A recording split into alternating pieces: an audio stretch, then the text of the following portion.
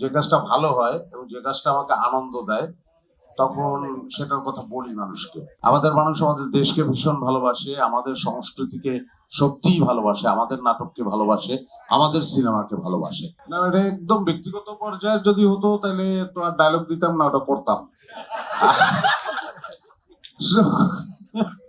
যেহেতু একদম ডায়লগের পর্যায়ে ছিল, চঞ্চলকে তো তখন চরিত্র হিসেবে দেখছি, এবং আমি আমার যে চরিত্র প্রফেসর রশিদউদ্দিন, সেই চরিত্র থেকেই কাজটা করার চেষ্টা করেছি। পুরো সিকোয়েন্সটা দেখলে এই শেষের অ্যাঙ্গারটা মানে কেন এই পর্যায়ে আসলো সেটা দেখতে পাবেন।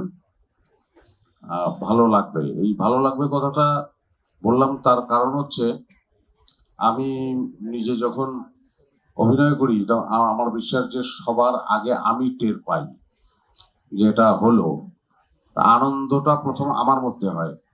আর যে কাজ করতে গিয়ে আমার নিজের মধ্যে আনন্দ হয় না, কারণ আমরা তো আসলে মেশিনে জিনিস বানাই না, এটা মস্তিষ্ক প্রসূত।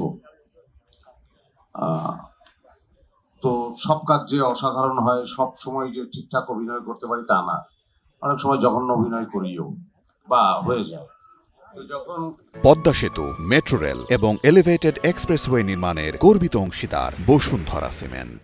যে কাজটা ভালো হয় এবং যে কাজটা আমাকে আনন্দ দেয় তখন সেটার কথা বলি মানুষকে। কারণ আমার মনে হয় প্রমথ চৌধুরী একটা কথা লিখেছিলেন, আনন্দ সংক্রামক। প্রথম যদি আমি আনন্দ বোধ করি তাহলে সে আনন্দ ছড়াবে।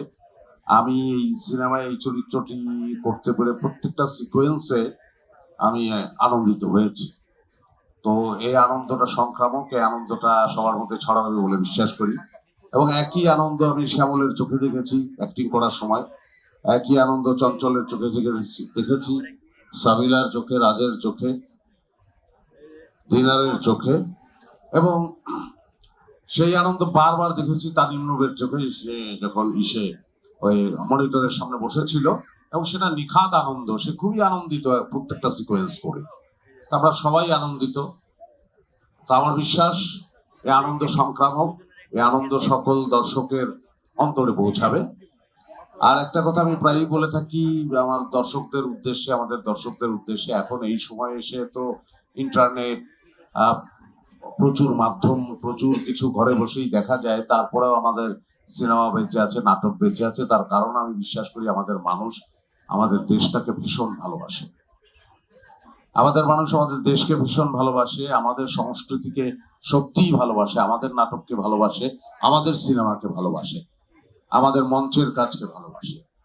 তা আমরা আমাদের সেই দর্শকদের, সেই দেশপ্রেমিক দর্শকদের প্রতি নজর রেখেই বা তাদেরকে অন্তরে রেখেই কাজ করি। আমাদের এই কাজটা আসলে সেই দর্শকদের জন্য। সবাই আনন্দিত হবেন আশা করছি। ধন্যবাদ।